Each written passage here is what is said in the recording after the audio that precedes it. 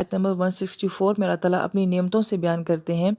کہ اِنَّ فِی خَلْقِ السَّمَاوَاتِ وَالْأَرْضِ کہ بے شک یہ آسمانوں اور زمین کی جو تخلیق ہے، اللہ تعالیٰ بار بار جو ہے اپنی اس کائنات کے اوپر غور کرنے کی انسان کو دعوت دیتے ہیں کہ دیکھو آسمان کو، دیکھو زمین میں، اس میں تمہیں بہت ساری میری قدرت کی، میری توحید کی تمہیں نشانیاں نظر آئیں گی۔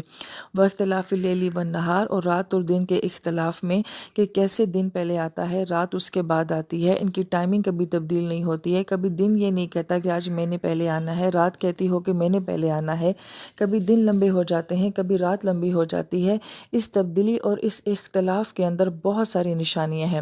والفلک اور وہ کشتی التی تجری فی البحر جو کہ سمندروں میں چلتی ہے، بما ینفع الناس جو کہ لوگوں کے نفع کے لیے ہوتی ہے۔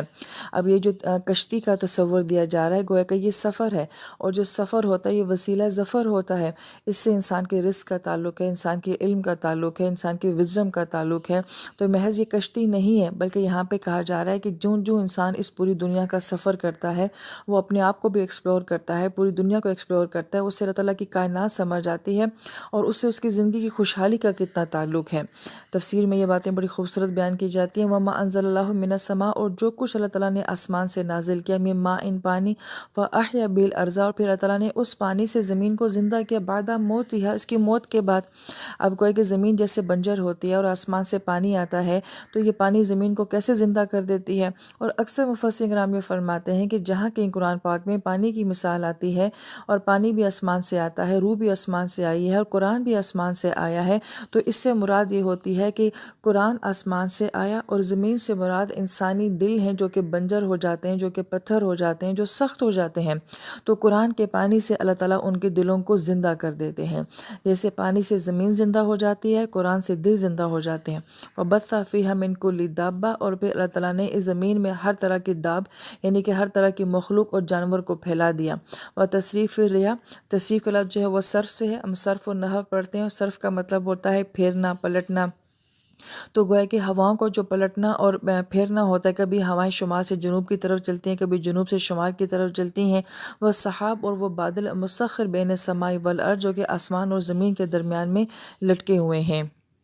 اب قرآن میں جو ہے وہ 6 طرح کے بادلوں کا ذکر کیا گیا ہے، ان میں سے یہاں پہ سحاب کا ذکر ہے، اور سحاب سے مراد وہ بادل ہوتے ہیں جنہیں ہوائیں جو ہیں وہ پھیلا دیتی ہیں، بکھیر دیتی ہیں۔ تو گویا کہ یہ بادلوں کی جو سب سے پہلی شیپ ہوتی ہے یہ اس کو سحاب کہا جاتا ہے۔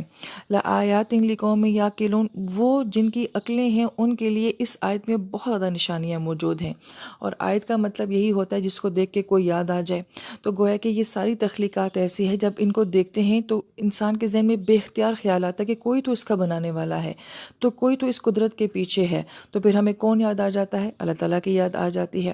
یعقلون کا لفظ جیسے ہم نے کہا کہ عقل سے ہے، تو عقل کہا جاتا ہے دماغ کی اس کیفیت کو کہ جس میں کوئی ڈسٹریکشن نہ ہو، جس میں کوئی اور خیال نہ ہو، وہ ادھر ادھر نہ گھومتا پھرتا ہو، جو کہ پرسکون ہو، بیلنس ذہن ہو، تو وہ ان آیات کے اوپر غور کرے گا۔ اب یہاں پہ بڑی پیاری بات مفسرین کرام یہ فرماتے ہیں کہ یہاں پہ یہ کہا جا رہا ہے کہ انسان جب جذباتی حالت میں ہوتا ہے، غصے کی حالت میں، پریشانی کی حالت میں، ڈسٹریکشن کی حالت میں ہوتا ہے، تو تب اس کو کہاں خیال آتا ہے کہ وہ اللہ تعالیٰ کی کائنات میں غور کرے اور ان ساری مخلوقات کو دیکھے۔ لہٰذا اس کے لیے انسان کو ایک پرسکون ذہن چاہیے ہوتا ہے، جذبات سے خالی ذہن چاہیے ہوتا ہے، جس میں ڈسٹریکشنز نہیں ہوتی ہیں۔ ایسا ذہن جو ہے وہ ان آیات کے اوپر غور کر سکتا ہے۔ تو اللہ تعالیٰ سے دعا کرنی چاہیے کہ اللہ تعالیٰ ہمیں اپنی ایسی دماغی کیفیت نصیب فرمائے، ایسی عقل اور ایسا شعور جو ہے وہ اللہ تعالیٰ ہمیں نصیب فرمائے۔